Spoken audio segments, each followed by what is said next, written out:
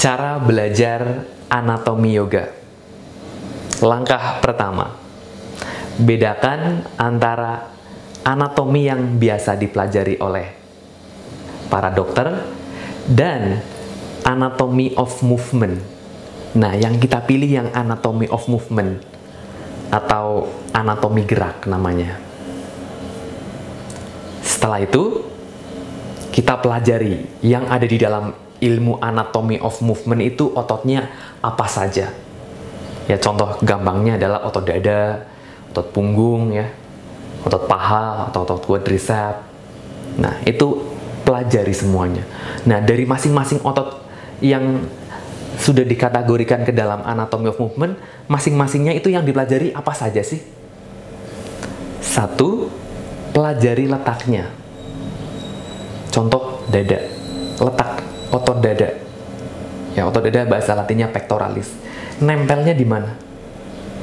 Kemudian mengakarnya di mana? Setelah tahu, apa lagi yang dipelajari? Fungsi otot dada untuk apa? Nah, kemudian setelah kita sudah tahu fungsinya, sudah tahu letaknya, kemudian kita tes. Cara ngetesnya gampang. Dengan ngecek range of motion. Ya, range of motion adalah batas gerak sendi, batas gerak seperti ini. Nah, kalau batas gerak sendi Anda bagus, artinya flexibility Anda masih dikategorikan bagus. Kalau untuk ngecek strength ya dengan pose yoga, dengan nahan gerakan. Kemudian tips bagi Anda yang mau ikut kelas training atau workshop yang berkaitan dengan anatomy of movement, ini tips dari saya. Misalkan nih, pembicaranya itu seorang dokter, apa yang perlu kita lakukan? Nah, jangan berhenti di hanya dokter saja. Nah, ini backgroundnya apa dulu nih? Jangan-jangan dokter asal comot lagi. Kalau dokternya backgroundnya dari dokter umum dan dokter ini tidak pernah terlibat di dunia kebugaran, menurut saya ini tidak rekomen. Karena memang ini pintar, tapi ilmunya beda. Ilmu anatomi yang mereka kuasai itu bukan ilmu anatomy of movement. Nah, tapi lain halnya ketika ada dokter dan dia sudah terlibat dengan dunia kebugaran, ya dia tahu banget, dia bagus pastinya. Atau dia aktif di pelatnas, di atlet. Nah, ini rekomen.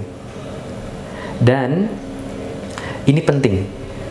Kalau misalkan ada pembicara yang tidak punya pendidikan tentang anatomy of movement, tapi dia sudah lama ngajar, dia guru senior, dan dia track recordnya bagus. Justru kalau menurut saya ini rekomen.